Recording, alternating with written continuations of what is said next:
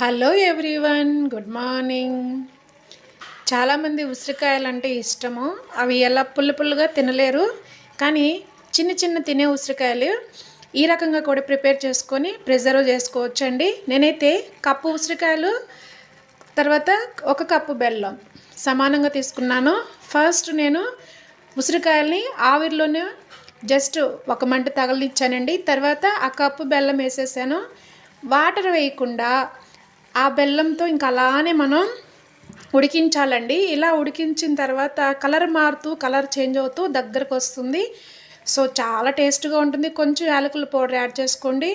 So ఇది మనకి చాలా రోజులు నిల్వ ఉంటుందండి. చాలా టేస్టీగా ఉంటాయి ఉసిరికాయలు. చాలా బాగుంటుంది, హెల్త్కి కూడా చాలా మంచిది. షుగర్ యాడ్ చేయకుండా బెల్లం యూస్ చేసుకోండి. Thank you so much everyone.